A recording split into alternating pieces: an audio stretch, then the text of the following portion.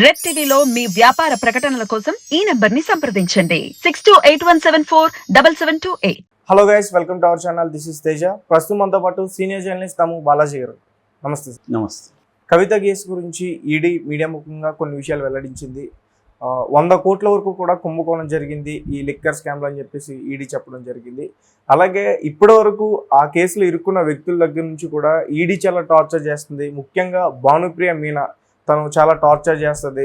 ఏదైనా అడిగితే చెప్పకపోతే కొట్టే ఛాన్సెస్ కూడా ఉంటాయని చెప్పేసి గతంలో ఒక వ్యక్తి కూడా చెప్పడం జరిగింది.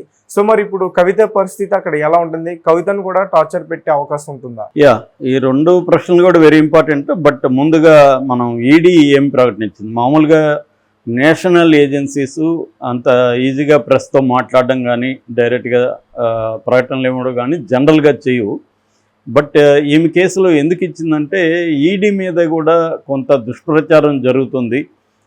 సుప్రీంకోర్టుకి కూడా ఈడీ మీద కవిత తరపున అలా అడ్వకేట్స్ కపిల్ సిబాల్, ముకుల్ రోహత్గి వీళ్ళిద్దరు కూడా సుప్రీంకోర్టులో ఒక కంటెంప్ట్ అఫిడవిట్ని ఫైల్ చేస్తారు. అక్కడ అంటే సుప్రీంకోర్టులో ఈరోజు 19వ తేదీ విచారణ ఉంది.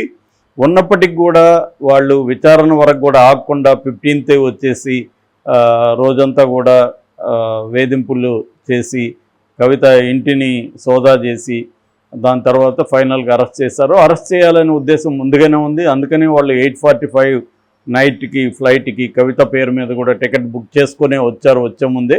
కాబట్టి ఇది వెరీ ప్రీ ప్లాన్డ్. రెండోది, వీళ్ళు గతంలో కవితని మేము సుప్రీంకోర్టుకి చెప్పకుండా విచారించము, అరెస్ట్ చేయము అని కూడా అండర్టేకింగ్ ఇచ్చారు. బట్ దాన్ని ఉల్లంఘించారు అని సుప్రీంకోర్టుకు ఈ కపిల్ సిబాల్ అండ్ ముకుల్ రోహత్గి పిటిషన్ వేశారు. సో ఈ కాంటెక్స్లో మేబీ ఈడీ తన వైపున నుంచి ఒక వెర్షన్ని ప్రజలకు తీసుకెళ్లాలని అనుకున్నట్టుంది. అందుకని వాళ్ళు నిన్న ఒక ప్రెస్ నోట్ను రిలీజ్ చేశారు. ఆ ప్రెస్ నోట్లో ఏముందంటే, మేము ఇప్పటి వరకు కల్వకుంట్ల కవిత, కేజ్రీవాల్, తర్వాత దాంట్లో ఉన్న సంజయ్ సింగ్, తర్వాత విజయ్ నాయరు, ఇలాగా చాలామందిని మేము విచారించాము. ఆ విచారణలో భాగంగా మేము 128,79,00,000 ఆస్తులు జప్తు చేసినాము. సో కవిత దీంట్లో ఇన్వాల్వ్ అయిందని మేము ఇప్పటి వరకు అరెస్ట్ చేసిన 15 మంది కూడా వాంగ్మూలాలు ఇచ్చారు. 15 మందిని ఇప్పటి వరకు ఈడీ అరెస్ట్ చేసింది. అది కాకుండా సిబిఐ కూడా ఒక 6 మందిని అరెస్ట్ చేసింది ఈ కేసులో. వీళ్ళేమో వీళ్ళ వరకు వెర్షన్నే వీళ్ళు చెప్తున్నారు. మేము 15 మందిని అరెస్ట్ చేసాం, 15 మందిలో కూడా మేజర్గా ఒప్పుకున్నారు కవిత అరెస్ట్ ఉందని. అలాగే 245 ప్రాంతాల్లో, అంటే హైదరాబాదు, చెన్నై, ముంబై, ఇలాగా మొత్తం 245 ప్రాంతాల్లో మేము ఇప్పటివరకు సోదాలు జరిపాము. ఆ సోదాల్లో మాకు కొన్ని వేల పేజీల డాక్యుమెంట్స్ దొరికాయి. అందులో కవిత రోల్ ఉన్నట్టుగా మాకు క్లియర్గా అర్థమైంది. అంటే ఒకటి, అప్రూవర్లుగా మారిన దీంట్లో సాక్షులు కావచ్చు, నిందితులు కావచ్చు, అప్రూవర్గా మారారు కొంతమంది. ఫర్ ఎగ్జాంపుల్ వీళ్ళ బినామీ అరుణ్ రామచంద్ర పిల్లయ్య అప్రూవర్గా మారాడు. తర్వాత ఆయన మన గోరంట్ల బుచ్చిబాబు చార్టెడ్ అకౌంటెంట్ ఆయన మారాడు. తర్వాత శరత్ చంద్రారెడ్డి మారాడు. వీళ్ళందరూ అప్రూవర్గా మారారు. సో అప్రూవర్గా మారిన వాళ్ళు కవిత పేరు చెప్తున్నారు.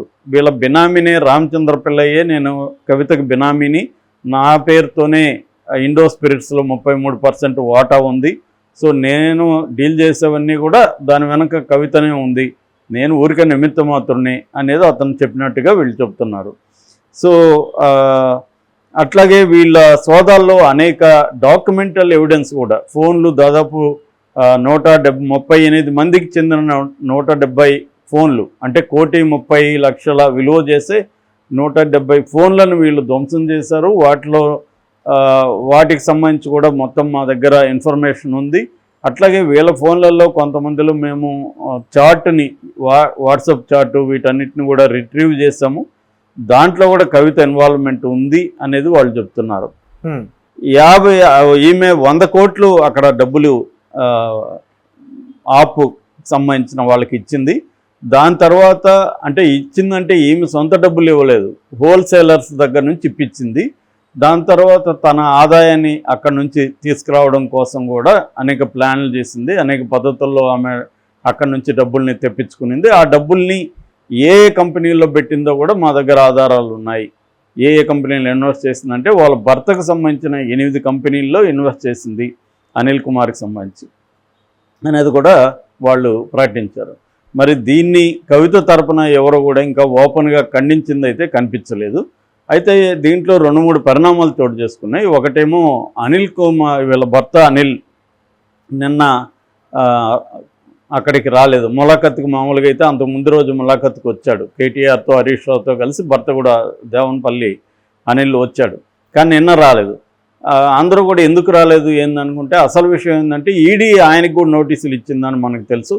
సో ఈడీ నిన్న తను విచారణకు పిలిచింది, కానీ విచారణకు రాకుండా డుమ్మా కొట్టి వాళ్ళకు ఒక మెసేజ్ పెట్టాడు, నేను వేరే పనులు ఉన్నాయి దానివల్ల రాలేకపోతున్నాను. విషయం ఏంటంటే ఈయన ఈరోజు సుప్రీంకోర్టులో విచారణ ఉంది, నిన్న వాళ్ళు పిటిషన్ వేశారు కాబట్టి ఆ విచారణ తేలకముందే మనం వెళ్తే మనల్ని కూడా అరెస్ట్ చేస్తారేమో అనే ఒక భయంతో అనిల్ రాలేదని చెప్తున్నారు.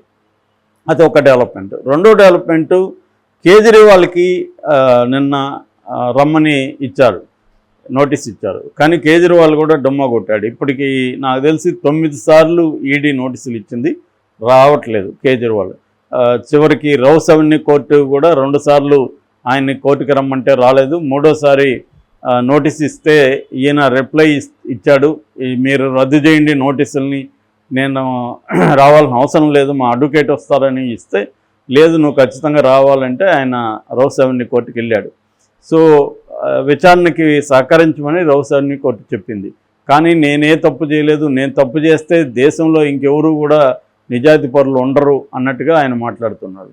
ఇదంతా కూడా పొలిటికల్ వెండట్టా, బీజేపీ పొలిటికల్ వెండట్టా తీసుకుంటుంది. ఇప్పటివరకు ప్రతిపక్షాల మీద దాదాపు 5,600 పైన సార్లు ఈ ఇన్వెస్టిగేటివ్ ఏజెన్సీలను పెట్టి కేసులు పెట్టింది. అందులో 17% కూడా కేసుల్లో శిక్షలు పడలేదు అనేది కేజ్రీవాల్ చెప్తున్నాడు. సో ఇది బేసిక్గా జరుగుతున్నది. అయితే కవితని టార్గెట్ చేస్తారా ఈడీ వాళ్ళన్న డౌట్ ఇప్పుడు చాలామందికి ఉంది. ఎందుకు ఉందంటే గతంలో ఆప్ ఎంపీ సంజయ్ సింగ్, ఆయన ఇంకా జైల్లో ఉన్నాడు. మొన్ననే ఆయనకి హెల్త్ గ్రౌండ్స్ మీద వాళ్ళ జైల్లో నుంచి బయటకు వచ్చాడు, టెంపరీ బెయిల్ వచ్చింది. దాన్ని కూడా నిన్న సుప్రీంకోర్టు క్యాన్సిల్ చేసింది. సంజయ్ సింగ్ ఇంకెక్కువ కాలం ఉండడానికి లేదు, జైలుకి వెళ్ళమని క్యాన్సిల్ చేసింది. సో ఆయన పాపం ఇప్పుడు రాజ్యసభకు కూడా ఆయన 2వ సారి రాజ్యసభ సెలెక్ట్ చేస్తే నామినేషన్ వేయడానికి కూడా జైలు నుంచి ఆయన్ని తీసుకొచ్చి నామినేషన్ వేయించి మళ్ళీ తీసుకెళ్ళిపోండి అని కూడా సుప్రీంకోర్టు ఆదేశాలు ఇచ్చింది. సో ఆ సంజయ్ సింగ్ కేటగారికల్గా ఈడీ నన్ను టార్చర్ చేసింది, దీంట్లో అనేక మందిని టార్చర్ చేసి కొట్టి భయంకరంగా హింసించి వాళ్ళని అప్రూవల్గా మార్చింది అనేది ఆయన ఆరోపించాడు.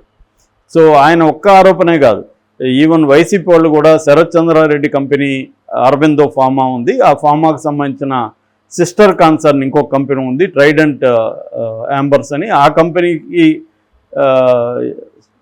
సిఓగా ఉంటున్న చందన్ రెడ్డి అనే ఆయన్ని కూడా ఈ అమ్మాయి ఈ మీనా భానుప్రియ మీనా రాజస్థాన్ అమ్మాయి, ఈ అమ్మాయి ఎట్లా కొట్టిందంటే ఒక చెవు ఆయనకు పనిచేయట్లేదంట, ఇప్పటికి కూడా అంత భయంకరంగా హింసించిందంట. సో దానివల్ల వాళ్ళందరూ కూడా ఏమవుతున్నారంటే ఎక్కువ మంది అప్రూవల్గా మారిపోయినాక మళ్ళీ కోర్టులో పోయి వాళ్ళు చెప్పేశారు, 2-3 కోర్టులో చెప్పారు మమ్మల్ని హింసించింది ఆమె, ఇంకొంతమంది కూడా పేర్లు కూడా చెప్పారు, వాళ్ళు హింసించారు కాబట్టి మేము అక్కడ అప్రూవల్గా మారాల్సి వచ్చింది, ఆ వాంగ్మూలాన్ని మేము వెనక్కి తీసుకుంటున్నామని కూడా కోర్టులో పిటిషన్ వేశారు. వీళ్ళు ఏంటంటే సిబిఐ కూడా మనం వివేకానంద రెడ్డి హత్య కేసులో కూడా చెప్పుకున్నాం, సిబిఐ కూడా ఏం చేస్తుంది, అందరినీ కొడుతుంది భయంకరంగా, 4 రోజుల పాటు టార్చర్ చేసి వాళ్ళని అప్రూవల్గా మార్చుకుంటుంది. అంటే నేషనల్ ఇన్వెస్టిగేటివ్ ఏజెన్సీలు కూడా మన లోకల్ పోలీస్ స్టేషన్లో లాగానే వైలెన్స్ను ఉపయోగించి నిందితుల్ని తమకు అనుకూలంగా అప్రూవల్గా మార్చుకుంటున్నారు అనేది ఆరోపణ. ఇది ఇందులో ఎంత నిజముందని తెలియదు. అదేమన్నా నిజం ఉంటే కవితను కూడా, ఎందుకంటే ఆల్రెడీ ఆమె కేటీఆర్ మీద కోపం ఉంటుంది, భానుప్రియ మీనాకి కేటీఆర్ గొడవ వేసుకున్నాడు, వీడియో తీసి పెట్టాడని, ఆ కోపాన్ని చెల్లి మీద చూపించడానికి గ్యారంటీ ఏం లేదు కదా, చెప్పలేము. Okay sir, thank you so much.